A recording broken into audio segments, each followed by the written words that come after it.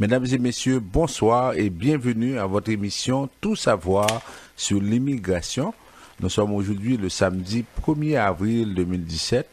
Il pleut sur la ville et nous sommes contents d'être avec vous pour vous présenter une autre émission sur l'immigration où nous allons vous donner toutes les informations relatives à l'immigration au Canada. Nous allons aussi faire un clin d'œil aux gens qui sont, par exemple, aux États-Unis. Et en même temps, nous allons parler aussi de ceux qui sont au Mexique, parce qu'on dit de plus en plus, il y a des colonies haïtiennes qui s'installent au Mexique, surtout dans la région de Tijuana. Nous allons aussi parler avec des gens qui sont en Haïti, qui nous écoutent. Dans le programme de travailleurs qualifiés, on a des informations à vous donner. Alors, on a beaucoup de choses à vous présenter ce soir. Mon nom, c'est François Jean-Denis, consultant canadien accrédité en immigration. À la mise en onde, Julien Limage et au micro 2, Michel Jean. Bonsoir. Bonsoir, maître François Jean-Denis. Bonsoir, Junie. Bonsoir à vous tous et à vous toutes. Alors, comme vous l'entendez, nous sommes là pour vous présenter votre émission Tout savoir sur l'immigration, la seule émission immigration au pays, au Canada, mur à mur. Alors, si vous voulez tout savoir sur l'immigration, c'est le moment de ne pas vous faire déranger, restez calme, écoutez-nous avec beaucoup d'attention. Maître François Jean-Denis, après sa petite tournée aux États-Unis, a beaucoup d'informations pour vous. Il a rencontré beaucoup d'Haïtiens là-bas. Alors, restez là, téléphonez vos amis, dites-leur de se brancher. Et si vous voulez nous écouter avec votre téléphone, 514-228-1322. 514-228-1322. Voilà.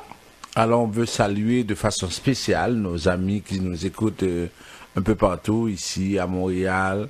On ne sait pas, ça veut dire dans toutes les régions à Montréal, parce que de plus en plus les gens en parlent et là, ils écoutent. En même temps, aux États-Unis, on a eu la confirmation quand on les a rencontrés dimanche. Ils nous disent que oui, on écoute l'émission parce que on est maintenant intéressé à ce qui se fait au Canada. Alors, on veut avoir de bonnes informations. On sait qu'avec vous, on a l'heure juste. Alors, on salue ces gens-là qui nous écoutent. Ceux qui sont aussi au Brésil, au Chili, un peu partout en Amérique centrale, en Amérique du Sud, en Amérique latine. Alors, on vous salue et on sait que la situation de plus en plus est corsée pour vous. Alors, vous vous posez des questions. Nous, ce qu'on vous a dit depuis le début, on va faire tout notre possible pour vous dire les choses comme elles sont. C'est pas parce que vous avez des problèmes qu'on doit inventer des choses pour vous dire. On doit vous dire ce qui se fait en immigration au Canada.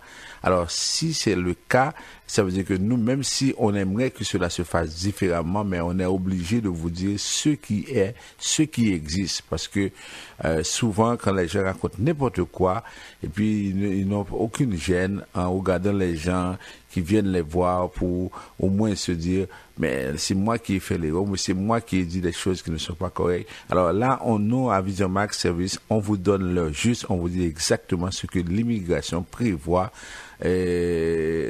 pour tous les domaines. On salue également ceux qui nous écoutent dans le département du Sud avec Radio Macaya.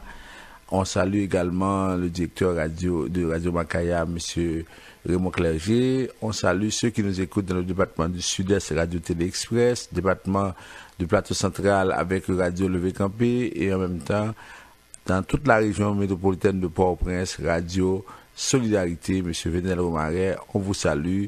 On salue tous ceux qui nous écoutent. Sony Léveillé qui est également avec son groupe qui nous écoute. On veut vous saluer, on veut vous dire que on sait que vous êtes à l'écoute, on sait que vous recherchez des informations utiles pour vous, pour la famille, pour tout le monde. Et puis, on est content d'être avec vous pour vous présenter une nouvelle édition de cette émission et tout savoir sur l'immigration. Ce soir, à cette émission, nous allons vous donner quelques nouvelles d'abord. Ensuite, nous allons faire un rappel des nouvelles les plus importantes. Par la suite, on va prendre un peu de temps pour parler du programme de travailleurs qualifiés. Et parce qu'il y a 3 catégories de programmes de travailleurs qualifiés.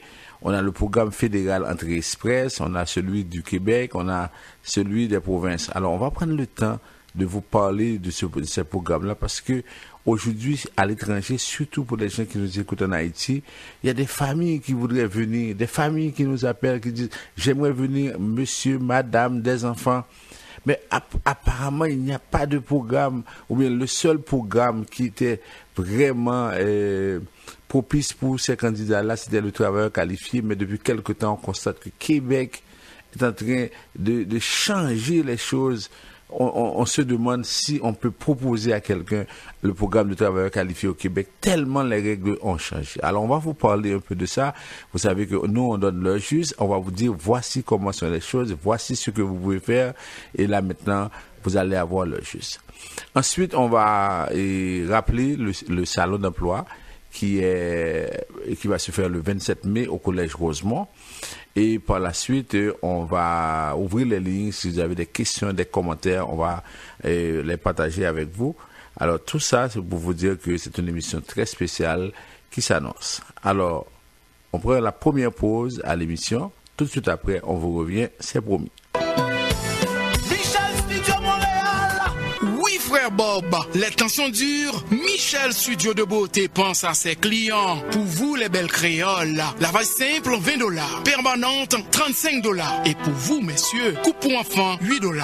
Adultes, $10. Lundi et mardi. Allez vite, car c'est pour un temps limité. 91 37 P9 au coin de la 46e. Téléphone 514-321-9415.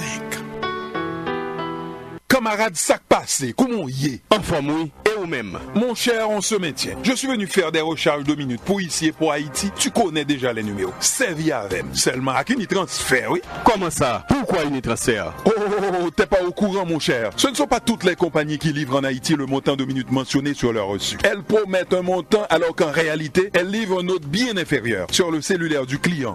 Ah ah, je comprends maintenant pourquoi depuis quelque temps, tous les clients qui viennent au magasin répètent sans arrêt, c'est bon Unitransfert. Bon Unitransfert. Avec Unitransfert, pas menti. Le montant inscrit sur votre facture ici est livré sans aucune retenue en Haïti. Donc, pour vos recharges de minutes ici et en Haïti, dites toujours bon Unitransfert. De plus, Unitransfert reste le meilleur choix pour les transferts d'argent et de nourriture en Haïti. 514 852 86 48. Montréal, écoutez ça. Recrutement, orientation de carrière, programme de formation, démarrage d'entreprise. C'est la 3e édition Educomax, une nouvelle branche de Vision Max Service, salon d'emploi de la diversité et de l'intégration. Alors, le 27 mai 2017, de 9h à 17h, au collège Rosemont, 6400, 16e avenue, entrée gratuite. Info 438-876-9398. Ou al fait affaire avec une compagnie de graines gauche tête bobèche pour régler dossier immigration au Canada pour te faire économie bout de chandelle ou à venir plein on prend refus parce que dossier mal préparé, formulaire t'es mal rempli ou même qui te voulait ça me t'es parlé. Tu vois, pour le même genre de dossier, Ti George WhatsApp, Fanny, Madame Joe Facebook et moi-même avions tous obtenu satisfaction pour avoir fait affaire avec Vision Max Service, cabinet spécialisé en immigration. Vous qui rêvez d'immigrer, d'étudier au Canada ou tout simplement de visiter le pays, Vision Max Service. Vous comptez demander un super visa, venir investir ou vous établir en tant que travailleur qualifié. Vision Max Service, un label de qualité. Vision Max Service, c'est le travail de professionnels qui étudie, traite, suivent votre dossier. Il vous conseille, vous encadre, vous accompagne dans toutes vos démarches pour des résultats 100% excellents. 273 Lalu, coin Ruelle Vaillant, Port-au-Prince, téléphone 48 20 78 18, 22 09 76 82. Vous suivez votre émission Tout savoir sur l'immigration. On vous rappelle les numéros de téléphone pour nous rejoindre ici à Montréal. Le 438-876-9398, 438-876-9398. Vous pouvez également aller sur le site de Vision Max Service, www.visionmaxservice.com. Vous allez avoir beaucoup d'informations. Vous pouvez nous envoyer un courriel à l'adresse info@visionmaxservice.com. Vous pouvez également nous envoyer des messages WhatsApp sur le 438-876-9398. Alors, vous avez tout... si vous voulez nous contacter, vous avez vraiment tous les moyens pour le faire. Ça veut dire que c'est à vous de procéder. Alors, on commence avec les nouvelles. D'abord, sur le programme Entrée Express. Il y a des annonces qui ont été faites cette semaine. il y a des modifications qui seront apportées au programme Entrée Express, c'est-à-dire c'est le programme fédéral de travailleurs qualifiés. Ça veut dire que on sait, je vous en ai parlé, c'est que vous avez par exemple le programme du Québec pour les francophones, vous avez le programme Entrée Express pour toutes les provinces sauf le Québec, c'est-à-dire que pour les gens qui veulent venir dans le programme ici comme au Canada dans la catégorie de résidents, dans la catégorie de travailleurs qualifiés. Alors, on dit que ça a été annoncé par le ministre de l'Immigration, par la ministre du Patrimoine, Madame Mélanie Joly également. On dit que les Canadiens s'emploient à bâtir une économie de classe mondiale axée sur l'innovation. Un moyen d'y parvenir est d'apporter des améliorations à Entrée Express, le système phare de gestion des demandes d'immigration de travailleurs qualifiés. Les programmes gérés à l'aide du système attirent des travailleurs étrangers hautement qualifiés et dans ces étudiants étrangers qui veulent vivre au Canada de façon permanente et possèdent des compétences en demande que recherchent les employeurs des diverses régions du pays pour assurer l'essor de leurs entreprises et la croissance de l'économie. À compter du 6 juin 2017, des points supplémentaires seront octroyés aux candidats ayant de solides compétences en français. Ces points supplémentaires représentent un changement important qui contribuera à la croissance, à la vitalité et à la prospérité des collectivités minoritaires d'expression française au Canada. Les autres modifications au système express prévues pour juin comprennent également l'octroi de points aux candidats qui ont un frère ou une sœur vivant au Canada et l'inscription volontaire au guichet emploi. Alors, il y a deux modifications majeures qui seront apportées à ce programme-là. Écoutez bien ceci. La première modification, on va donner plus de points. Alors, on sait que pour être qualifié, il y a une grille et pour chaque critère, on donne des points. À ce moment-là, autrefois, par exemple, c'était un programme surtout pour les anglophones. On a constaté que ces gens ont été avantagés par rapport aux francophones. Depuis quelque temps, le gouvernement canadien dit que il faut encourager les candidats francophones. Il y a un programme de mobilité pour les francophones, mobilité pour les francophones. Ça veut dire que ce qu'on fait, on essaie d'avoir des communautés francophones à l'extérieur du Québec pour permettre à ces provinces-là également de pouvoir trouver des gens qui parlent le français. Parce que souvent, on va dans certaines provinces canadiennes, on ne peut pas trouver quelqu'un avec qui on peut parler le français. La raison est simple, c'est que la plupart des francophones sont au Québec et on va trouver d'autres francophones au Nouveau-Brunswick, qui est une autre province, qui est la seule province bilingue au Canada. Alors, on se dit, on veut avoir des francophones parce que le succès n'est pas seulement anglais, le succès est aussi français. À ce moment-là, on a besoin de candidats potentiels. Alors, ça, c'est une possibilité énorme pour la plupart des gens qui nous écoutent, qui sont francophones et qui sont, par exemple, je prends l'exemple des gens qui sont très qualifiés en Haïti, qui voudraient venir dans ce programme. Alors, maintenant, il faut mettre le focus sur la maîtrise de la langue française. Parce que souvent, on passe beaucoup de temps à faire autre chose. Ça veut dire qu'on sait que le français est l'une des langues les plus difficiles au monde. Alors, ce qui arrive, c'est que si vous avez l'intention de venir au Canada, vous devez apprendre le français correctement. C'est pas parce que vous avez étudié pendant 14 ans, pendant 16 ans, pendant 18 ans que vous allez parler le français. On a constaté, il y a des étudiants haïtiens qui sont allés à Cuba étudier en espagnol pendant 1 an, pendant 2 ans. À leur retour, ils maîtrisent mieux l'espagnol que le français. Alors qu'ils ont étudié pendant 15 ans, pendant 16 ans, pendant 18 ans en français. Alors, voici une chose qui est importante. Vous avez l'intention de venir ici, alors organisez-vous, prenez des cours de français, soit à l'Institut français, ou bien organisez-vous pour maîtriser le français si vous voulez venir dans ce programme-là, parce que les gens qui vont avoir cette possibilité sont ceux qui vont maîtriser la langue française. Ça, c'est un. Deuxièmement, on va donner des points supplémentaires à ceux qui ont un frère, une sœur au Canada. J'aimerais clarifier ce point-là parce que il y en a qui vont profiter pour dire oui, maintenant on peut parrainer un frère, on peut parrainer une sœur. C'est non. dans ce programme-là, il y a plusieurs critères, il y a plusieurs points qu'on évalue. Ça veut dire que si vous êtes à l'étranger, vous voulez venir au Canada, si vous avez déjà un frère au Canada qui est résident permanent ou bien qui est citoyen canadien, ce frère-là va vous donner la possibilité d'avoir plus de points. Mais on ne dit pas que on peut parrainer un frère, on peut parrainer une sœur. Alors, j'aimerais bien qu'on comprenne ce qui est dit de et les modifications qui sont apportées, parce que il y en a qui peuvent, par exemple, en profiter pour vous dire n'importe quoi. Alors, ça veut dire que les modifications, les améliorations seront apportées à partir du 6 juin 2017. Alors, pour ceux qui sont à l'étranger et qui se posent des questions, qui veulent venir au Canada et qui souvent font des demandes au niveau du Québec, des demandes qui n'aboutissent pas, voici une possibilité. Alors, vous pouvez nous contacter, nous allons évaluer votre situation, nous allons voir si oui ou non ça correspond. Alors, c'est ça, voici, c'est la bonne nouvelle que je mets entre guillemets, dans le sens que si vous n'êtes pas qualifié, ça ne changera absolument rien à votre situation parce que vous n'aurez pas plus de points. Et puis, je vais vous expliquer le programme entrée express à ce niveau-là.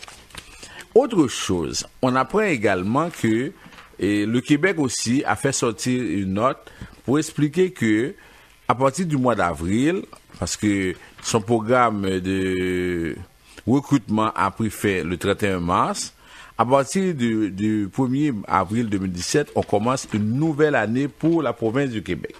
Alors, ce qui arrive, c'est que le Québec va donner très bientôt une date pour soumettre 5000 demandes de certificats de sélection dans le programme régulier des travailleurs qualifiés et à l'occasion de la prochaine période de réception.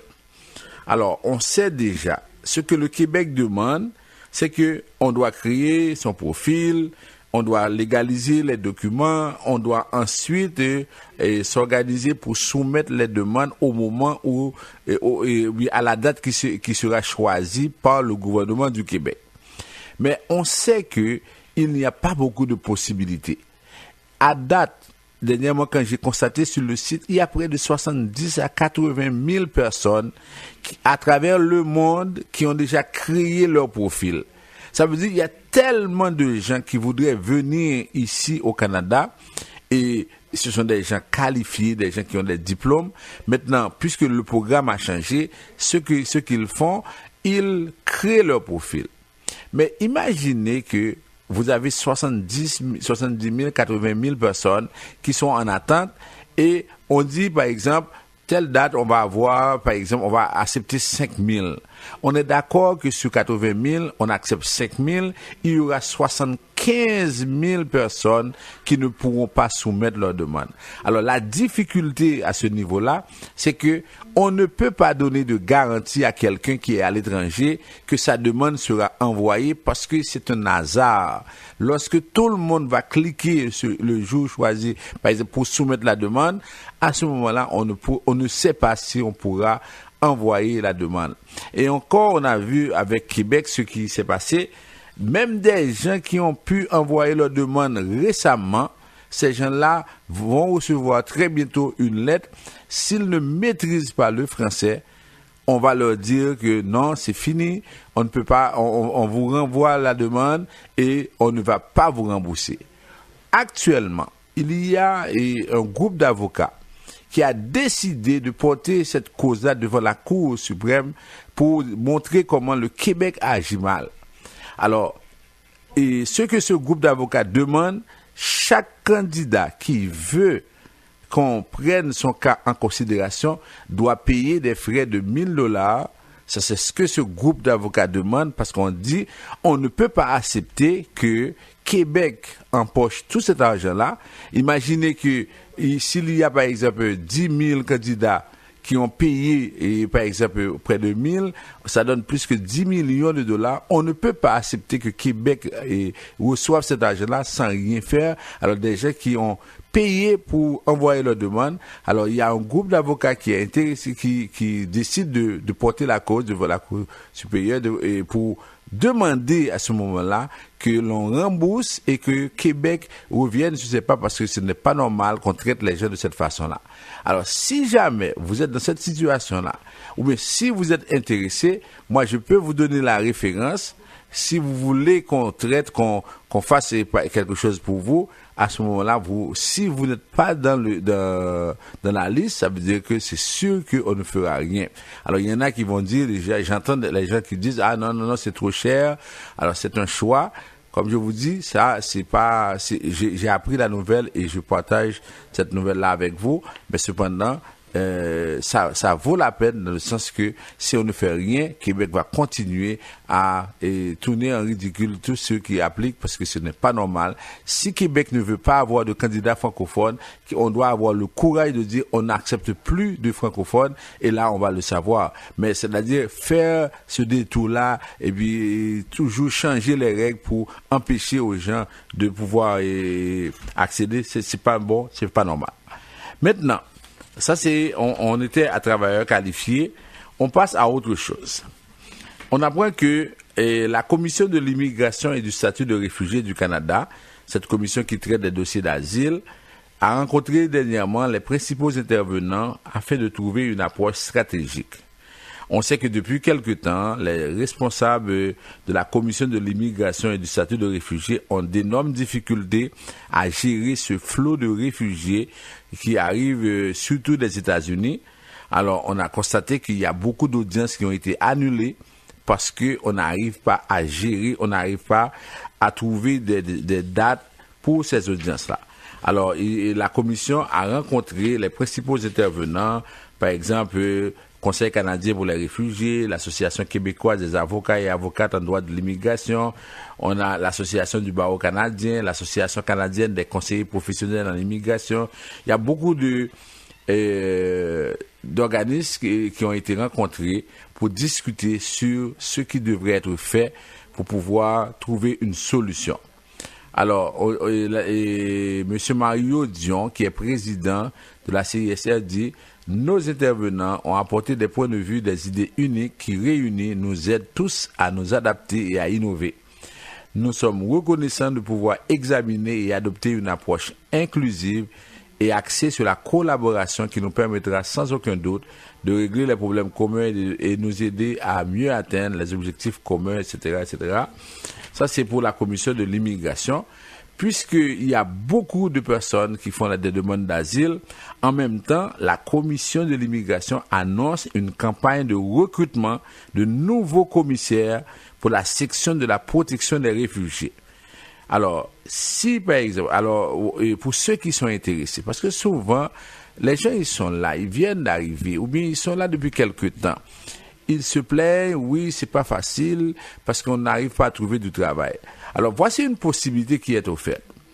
On ne demande pas que la personne soit avocat ou avocate. Quelqu'un qui a un diplôme, quelqu'un qui a un profil normal, peut appliquer à la commission de l'immigration et devenir commissaire. C'est plus que $100,000.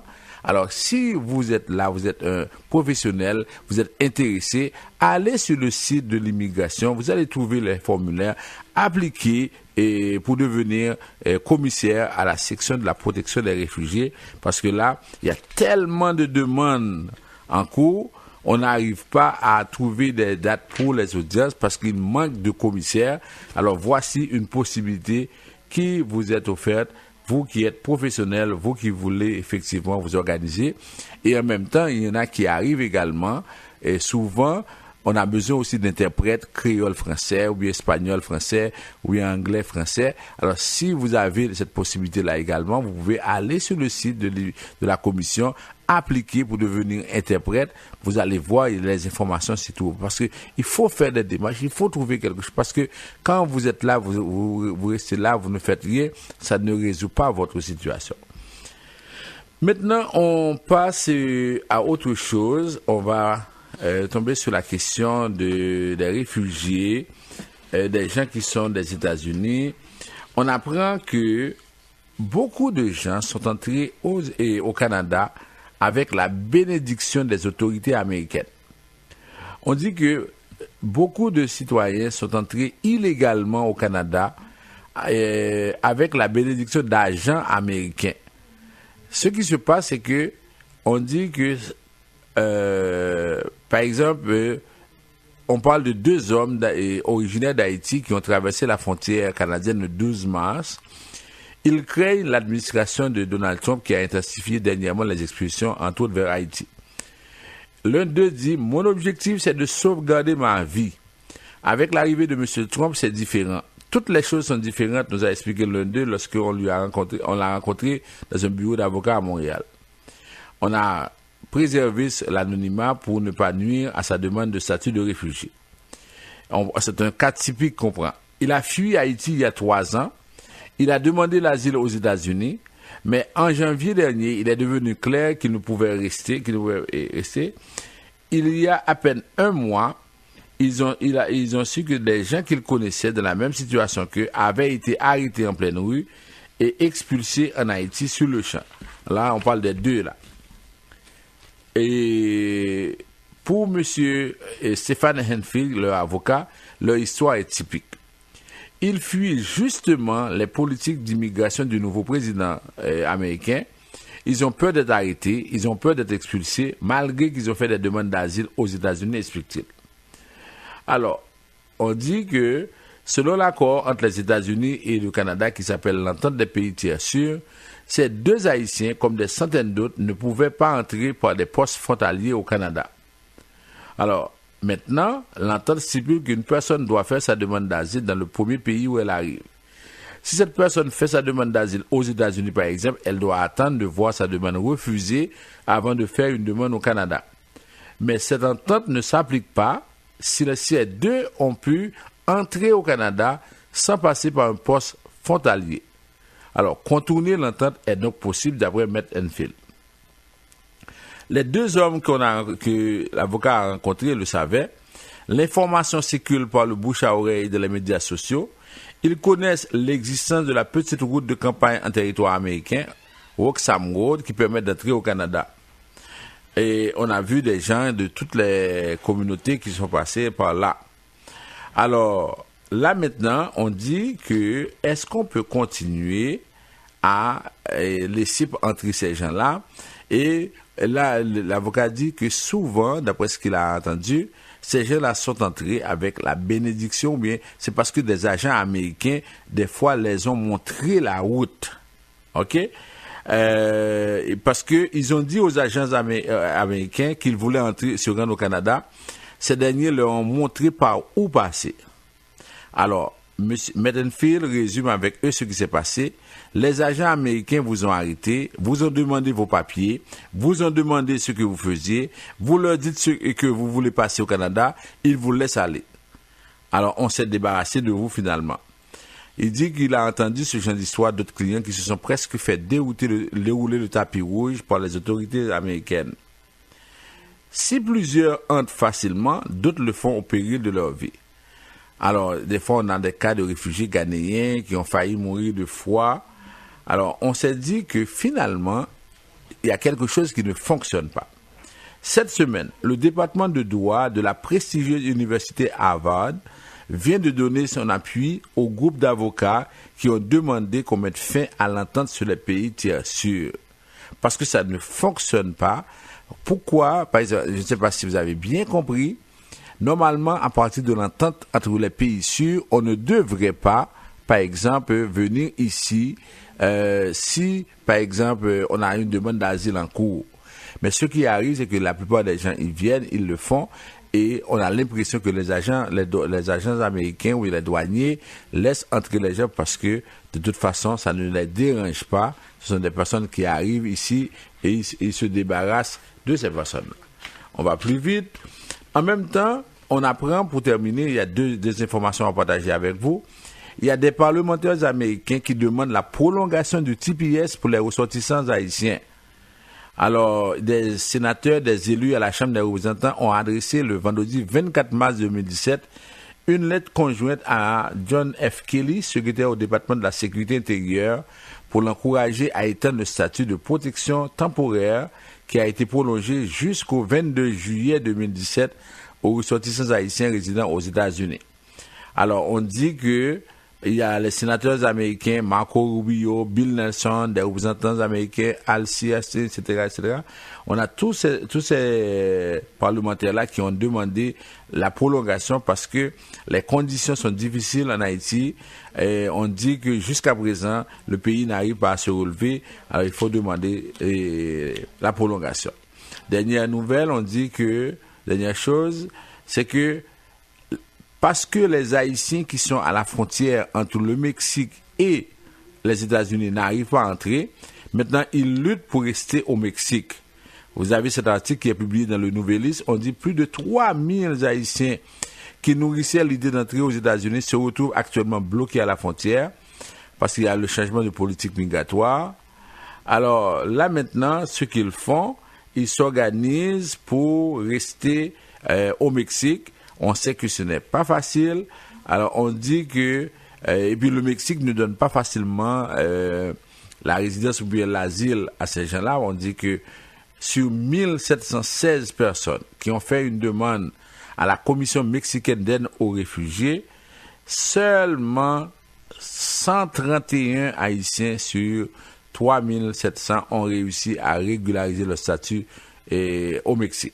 Ok, alors ça veut dire que c'est très très difficile au Mexique de pouvoir obtenir l'asile. Alors maintenant, les gens, ce qu'ils font, ils s'organisent pour rester là au Mexique. Alors on prend une pause et après on va revenir avec le rappel des nouvelles les plus importantes. Ont confirmé que Michel Studio est le géant de la coiffure à Montréal. Quel que soit le service, coupe permanente, greffe, curl, tresse africaine, produits de beauté, transfert d'argent, 7 jours sur 7. Michel Studio, par le respect absolu de ses clients, un accueil chaleureux, un prix jamais égalé pour hommes et femmes. Restez en contact avec vos proches en Haïti ou ailleurs dans le monde. Mettez des minutes sur votre téléphone avec Michel Studio. Michel Studio, 91 37 P9, coin 46e, 54 321 9415, 321 94 15. Vous suivez votre émission Tout savoir sur l'immigration. Alors, on fait le rappel des nouvelles les plus importantes ou bien des choses les plus importantes à faire. Pour les gens qui veulent faire une demande de visa de visiteur, pour la fête de Pâques, c'est trop tard.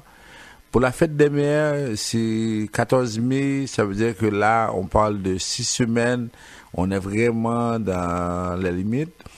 Mais toujours est-il que si vous voulez faire une demande de visa de visiteur, comme je vous ai expliqué la semaine dernière, il faut prendre le temps d'analyser votre situation pour savoir si oui ou non, c'est possible de faire la demande.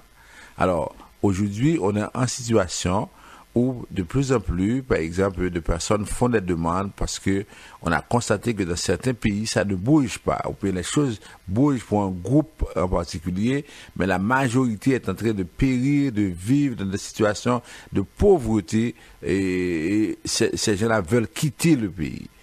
Alors, dans ces situations-là, ils vont faire des demandes de visa même s'ils ne remplissent pas les critères.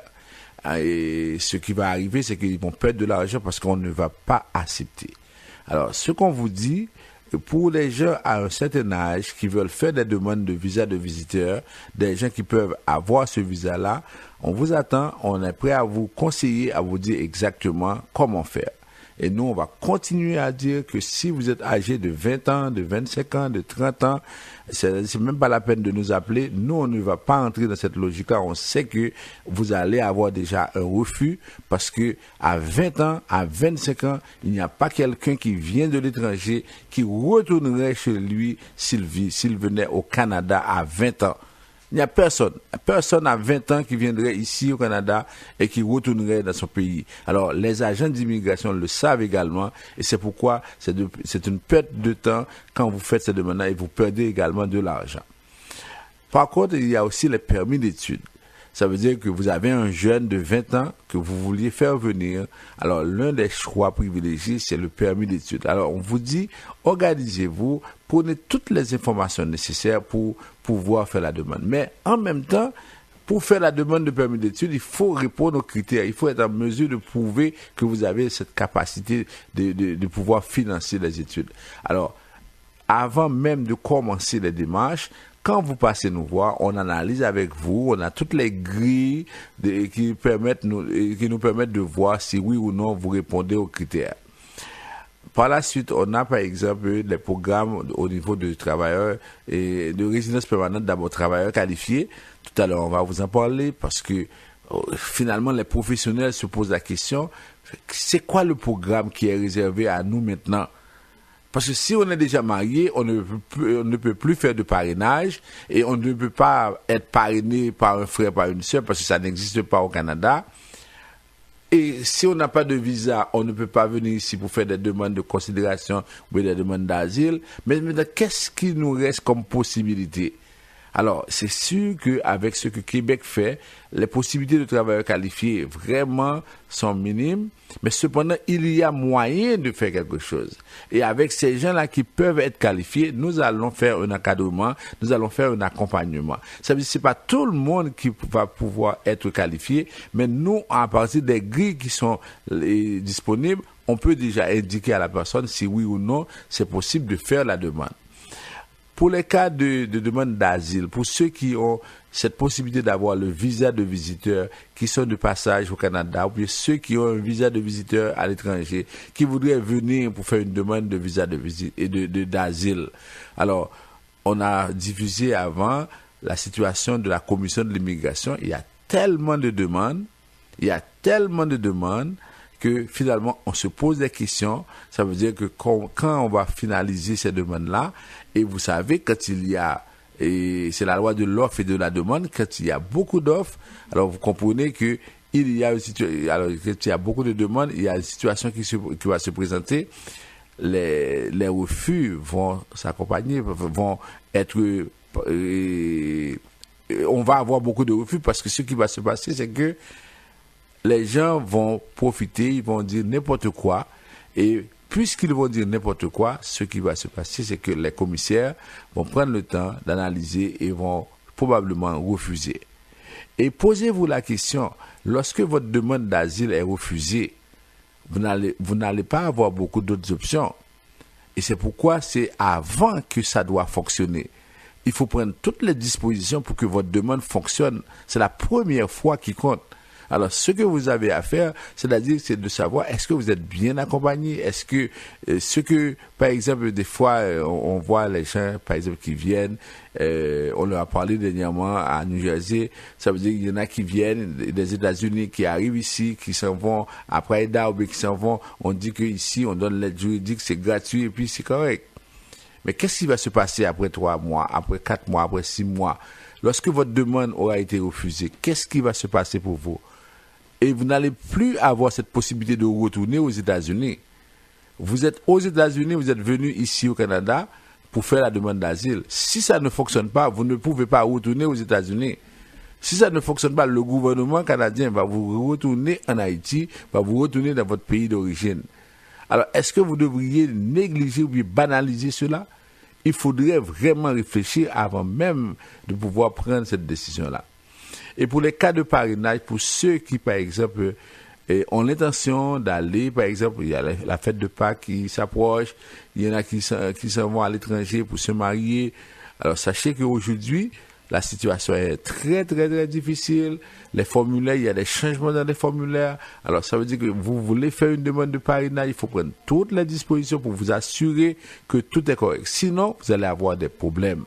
Alors, c'est pourquoi je vous dis, vous avez une demande à faire, vous passez nous voir et nous, on va vous aider à bien planifier, à bien faire votre demande. Pour les cas de citoyenneté, pour ceux qui posent encore des questions, jusqu'à présent, le gouvernement libéral n'a pas bougé. On est encore au même principe de 4 ans. On n'a pas encore changé. Pour les gens qui ont des enfants de plus de 19 ans, jusqu'à présent, c'est pas encore en vigueur, il faut attendre. Alors, lorsque la nouvelle sera connue, moi, je vais venir ici avec plaisir, je vais vous l'annoncer. OK? On prend maintenant l'autre pause et après, on va revenir avec la question de travail qualifié. Je vais vous donner plus de détails et puis avec d'autres rappels à ce niveau-là. Oh, l'amitié, ça passé. À pas m'barrer, sans gain au prix, c'est comme ça. Mon cher, imagine-toi que je reviens d'un bureau de change pour convertir des dollars canadiens en US. Parce que ma mère attend un transfert. Le taux est tellement élevé, je vais vérifier ce que je peux trouver ailleurs. Et après, tu iras où pour le transfert? À Unitransfer, mon cher. Arrête de te casser la tête, de courir à gauche et à droite et de te mettre toute cette pression. Va directement à Unitransfer avec tes dollars canadiens. Tu y trouveras un taux très avantageux. Ne l'oubliez pas. Unitransfer vous propose un taux très avantageux tous les jours pour vos transferts. Et puis, pied bœuf pour pied bœuf. Puis on prend le cas pratique. Info 514 852 86 48. Montréal, écoutez ça. Recrutement, orientation de carrière, programme de formation, démarrage d'entreprise. C'est la 3e édition Educomax, une nouvelle branche de Vision Max Service, salon d'emploi de la diversité et de l'intégration. Alors, le 27 mai 2017, de 9h à 17h, au collège Rosemont, 64 00, 16e avenue, entrée gratuite.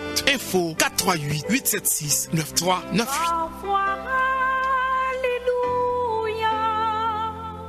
Ou al fait affaire avec une compagnie de graines gauche tête bobèche pour régler dossier immigration au Canada pour te faire économie bout de chandelle ou à vinn plein on prend refus parce que dossier mal préparé, formulaire t'es mal rempli ou même qui te voulait ça me t'es parlé. Tu vois, pour le même genre de dossier, Ti George WhatsApp, Fanny, Madame Joe Facebook et moi-même avions tous obtenu satisfaction pour avoir fait affaire avec Vision Max Service, cabinet spécialisé en immigration. Vous qui rêvez d'immigrer, d'étudier au Canada ou tout simplement de visiter le pays, Vision Max Service, vous comptez demander un super visa, venir investir ou vous établir en tant que travailleur qualifié. Vision Max Service, un label de qualité. Vision Max Service, c'est le travail de professionnels qui étudie, traite, suivent votre dossier. Il vous conseille, vous encadre, vous accompagne dans toutes vos démarches pour des résultats 100% excellents. 273 Lalu, coin Ruelle Vaillant, Port-au-Prince, téléphone 48 20 78 18, 22 09 76 82.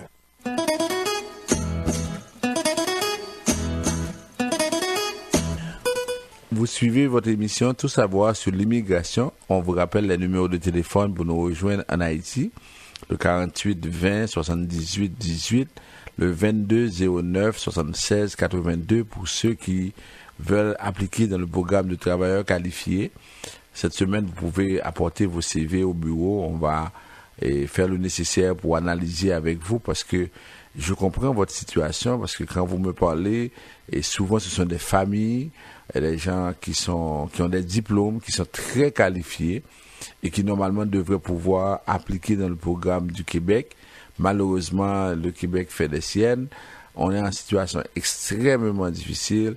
On a vu des cas, par exemple, pour les gens du Maghreb, on a un cas, par exemple, de Marocain. Sa demande a été refusée pour cette raison-là. Lui, il a étudié dans une université en arabe. Les tempes, ou bien comme on appelle, le cachet est en arabe. Le gouvernement a demandé que tous les documents soient traduits en français parce que le cachet n'a pas été traduit en français, alors que l'école a son cachet en arabe. On a refusé pour seulement cette raison-là. Alors, ce qui arrive, c'est que, comme j'ai l'habitude de vous expliquer, ici au Québec, on a les trois partis qui ne s'entendent pas. Il y en a qui veulent avoir moins d'immigrants, il y a d'autres qui veulent avoir plus d'immigrants, il y a d'autres qui disent, bon, il faudrait que ces immigrants-là soient mieux intégrés. Alors, la question, c'est que on se dit souvent, les francophones ne donnent pas beaucoup de résultats à comparer aux anglophones. Il y a une idée comme ça qui est sous-jacente. C'est comme si on prend beaucoup de francophones, on n'arrivera pas à faire avancer la province parce que ça fait 2 ans, le journal de Montréal avait titré que l'immigration francophone ne donne pas de bons résultats. 42% des Maghrébins dans la province vivent de l'aide sociale. Alors pourquoi faire venir des gens qui ne vont pas travailler, qui vont vivre de l'aide sociale, etc. Alors c'était ça un peu la situation. Et on a constaté que de plus en plus, le Québec n'est pas intéressé à recevoir certains groupes d'immigrants. On a constaté que après les Français qui viennent en grand nombre, on voit des Coréens qui viennent aussi, des Chinois. Ce sont des gens qui ne parlent pas français. Et pourtant, avant, c'était des pays comme les pays du Maghreb, c'était Haïti, c'était la France, c'était le Sénégal, la Côte d'Ivoire. Non, ces pays-là ne représentent pas un atout important pour le Québec. Ça a changé. Alors, dans cette situation-là, on comprend que vous qui êtes professionnel, vous qui voulez venir, alors, c'est sûr que c'est pas facile. Ça vous donne aussi une leçon dans la vie. Des fois, vous procrastinez trop. Il y en a qui sont à l'étranger, qui voulaient venir depuis longtemps, mais chaque fois on dit naguetan, et puis ils n'ont jamais pu passer à l'action. Alors, ce qui existe aujourd'hui, là, peut ne pas exister demain. Vous n'avez aucune garantie sur demain. Tout ce que vous avez à faire aujourd'hui, là, c'est maintenant qu'il faut le faire. Parce que peut-être que demain, vous ne serez pas là. Peut-être que demain, les lois vont changer. Peut-être que demain, la situation sera totalement différente. Alors, dans cette situation-là, il y a le programme Entrée Express. C'est un programme qui est très rapide dans la mesure où on est qualifié. Alors, ce que je vous dis pour le moment, vous qui nous écoutez à l'étranger, ou bien vous qui avez des parents à l'étranger, alors, il y a la possibilité de faire évaluer ces diplômes-là. Mais cependant, il y a un problème aussi. À la base, surtout pour les gens qui sont des professionnels, je parle du cas d'Haïti, que je connais très bien, on voit des gens qui ont terminé un diplôme universitaire qui ne parlent pas le français. Excusez-moi, qui ne parlent pas le français. Alors, si vous ne maîtrisez pas le français, quand je dis parler le français, c'est pas, on vous pose une question, c'est oui, non, allô, oui, non. Il faut pouvoir parler le français, faire des phrases, discuter. Alors, maintenant, vous avez ce projet-là. Alors, l'un des critères les plus importants, c'est de s'organiser pour parler correctement le français. Alors, je vous encourage à faire cet effort-là, sinon vous n'allez pas pouvoir venir au Québec ou bien au Canada parce que c'est très très très difficile. Dans tous les cas, on demande la maîtrise du français ou de l'anglais. Et je sais que c'est plus difficile pour vous de maîtriser l'anglais. Alors maintenant, vous avez étudié en français, organisez-vous pour vous exprimer correctement en français pour passer les tests et avoir les niveaux requis par Immigration Québec ou bien par le programme Entrée Express. C'est vraiment important à ce niveau-là. Ensuite, autre chose, avant de passer à Michel, il y a le salon d'emploi qui se fera le 27 mai. 27 mai 2017 au Collège Rosemont. Déjà, il y a beaucoup d'exposants qui vont être là. Il y a par exemple des exposants comme Home Depot, par exemple, on sait qu'ils donnent beaucoup de travail. Il y a d'autres qui ont déjà annoncé qu'ils vont être là. Alors, tout ce qu'on vous dit, vous cherchez du travail, ok? Parce qu'on se plaint de la situation au Québec. On se dit que le taux de chômage avoisine les 20%, les 25%, alors que chez les gens de souche, c'est à peu près 7%, 8%. Vous avez une possibilité réelle de trouver du travail. Ce jour-là, je vous demande d'être présent parce que c'est là que l'action se passe. C'est pas le moment d'aller dans les jeunes ou bien dans les groupes de prière. Vous aurez le temps de le faire. Le samedi 27 mai, organisez-vous. Je ne dis pas que ce n'est pas important, mais pendant que vous y allez, vous allez perdre l'occasion de rencontrer des employeurs qui vont vous donner du travail. Ok, si vous n'allez pas, par exemple, à l'église samedi, dimanche, vous pouvez y aller. Alors, organisez-vous parce que Dieu ne va pas venir et pendant que vous dormez, il va vous dire, ok, je vous envoie à telle place, organisez-vous. Non, on met sur votre chemin des personnes qui peuvent vous aider. Profitez-en. Profitez-en parce que sinon, rester dans un pays où vous ne travaillez pas, où vous n'allez pas avoir les moyens pour fonctionner, c'est très frustrant et vous allez développer des maladies en parallèle. Alors c'est pourquoi on vous dit 27 mai, mettez ça à votre agenda.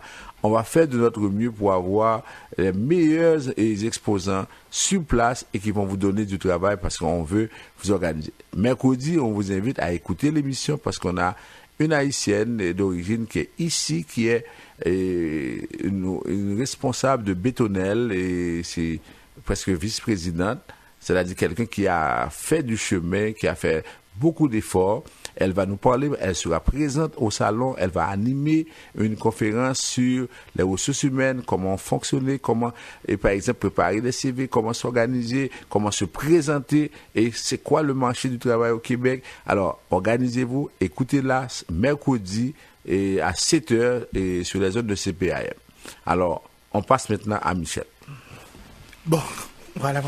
Alors, pour les gens qui nous écoutent actuellement à Port-au-Prince, en Haïti, qui demandent l'adresse du bureau, les gens veulent qu'on dise l'adresse encore plus souvent. Donc, c'est 273 La Lue au coin de Ruelle Vaillant. 273 La Lue au coin de Ruelle Vaillant.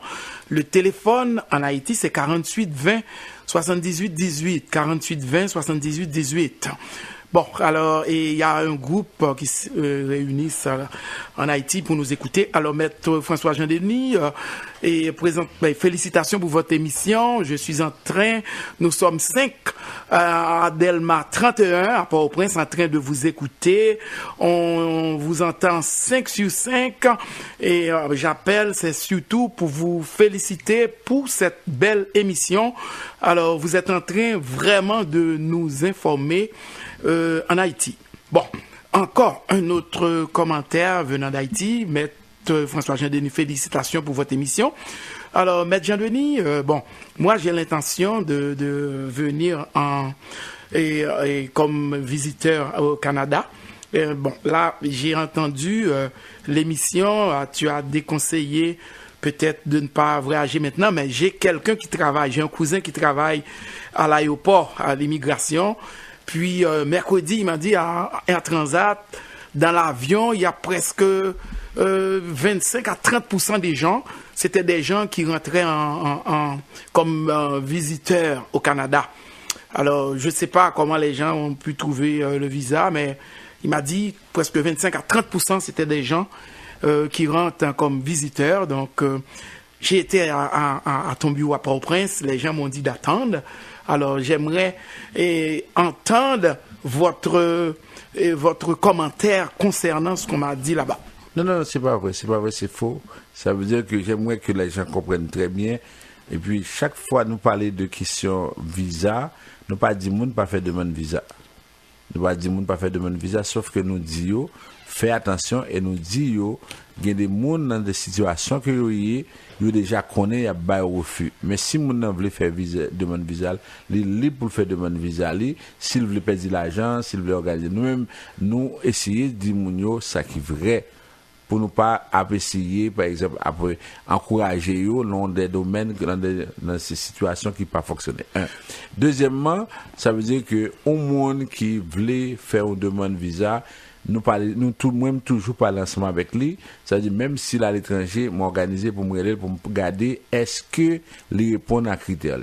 Moun qui dans bureau en Haïti yo pas là pour dire moun fait ceci pas fait cela, yo même yo là c'est un courroie de transmission que yo ça veut dire que nous-mêmes nous parler avec moun nan, nous analyser situation avec lui et puis nous dire oui ou capable faire ça, non pas capable faire ça. C'est pas moun en Haïti capable. Alors si me porter un commentaire à partir de ça qu'on dit, alors gain des situations souvent les gens parlent.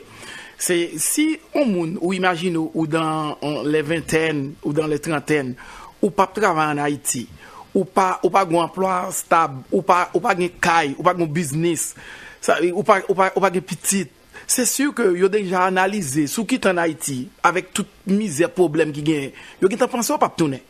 Et alors c'est dans situation ça yo analyser ou doit prendre chance ou souffler. Bon après le perdre $250 américains, c'est ça 280 canadiens. Oui. Alors ça veut dire que c'est ça.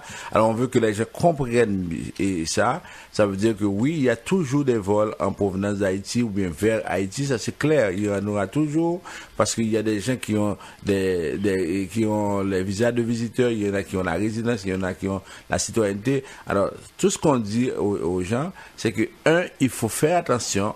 C'est pas parce que vous avez des problèmes que tout le monde doit compatir à votre situation, parce que l'agent d'immigration qui est au bureau des visas a un travail à faire. On lui dit, voici par exemple, déjà il y a des quotas, on vous dit, vous recevez des demandes, voici des critères à partir desquels vous devez délivrer un visa ou pas. Alors, les gens qui sont en Haïti peuvent constater, quand par exemple, devant les centres de traitement, quand les gens vont pour recevoir leur passeport, sur 100 personnes, et on va en donner peut-être 10, 15, les 85 n'auront pas de visa. Alors, c'est assez clair, c'est pas nous qui inventons, c'est pas nous qui disons ça, c'est la réalité. Tout simplement, on veut vous mettre en garde. Si vous continuez à faire des demandes, vous allez perdre de l'argent et en même temps, vous allez aussi vous mettre dans une situation où votre dossier sera, je dirais, magané, le mot québécois. Bon, alors, on a un autre commentaire, c'est la Canadienne québécoise qui a téléphoné la semaine dernière. Alors, elle vient encore de nous téléphoner. Et celle qui disait que son mari est médecin, qui a voyagé beaucoup, alors qui avait trouvé que la situation, alors pour les gens qui nous écoutaient la semaine dernière, la situation des Haïtiens était plus pénible que les autres gens dans les autres Antilles. Donc, alors, elle a appelé pour dire, et elle tient à vous féliciter pour votre courage.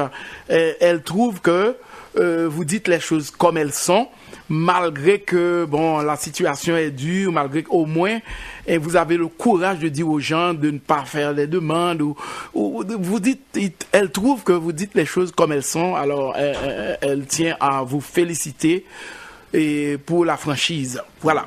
Merci, parce que notre engagement, ce qu'on a dit, parce qu'on a mis cette émission sur pied, ça fait, bon, c'était... Presque 7 ans, là. 7 ans, là, on l'avait mis parce que chaque fois qu'on allait dans des rencontres, par exemple, dans des bureaux d'immigration, et les gens nous disaient, mais font bagaille pour communauté ça, parce que c'est pas normal pour Mounio à continuer à agir comme ça, c'est pas normal que yo fait n'importe qui demande, yo dit n'importe qui bagaille, ça veut dire que des fois on voit des cas, on dit est-ce que Mounio réfléchit? Par exemple, plutôt me dit ça en créole, me dit ça en français. Mounio dit que maman Timounan ou papa Timounan mourit depuis 2012, depuis 2013. Là, elle fait passeport pour Timounan. Qui est-ce qui autorise le passeport à moun qui mourit depuis 2012 là? Alors, Jean-Paul dit tout, et tant qu'on en Haïti, qu'on y a Mounio a bénéficié de émission ça, et on a eu plusieurs juges, plusieurs personnes là-bas, qui te demandaient nous pour nous capables de faire des relais avec des radios, des émissions là-bas pour permettre Mounio tendre. Et je dis à moi-même qui peut être souvent sur le téléphone, c'est moi qui pour dire nous comment et moun en Haïti a bénéficié d'informations. Parce que gen moun comme si qui fin get en bas kobyo kal prend kobyo dans mes moun qui dit m'attendre parce que à partir de ça nous yo gen le juste à partir de l'émission ça. Mais oui, parce que l'homme vient côté pour venir résoudre nos problèmes dans n'importe quel domaine. Objectif c'est que c'est pour aider mon à résoudre problème pal, c'est pas que ou même pour résoudre problème pas. L'on finit aider mon à résoudre problème pal ou même problème pas à résoudre. Et Jean-Paul Getty aux États-Unis qui dit que depuis on bail service, on pas besoin gain d'autres ou bien inquiéter pour avenir ou depuis bail service, depuis pour dire ça qui est vrai, depuis pour dire vérité ou supposer là longtemps.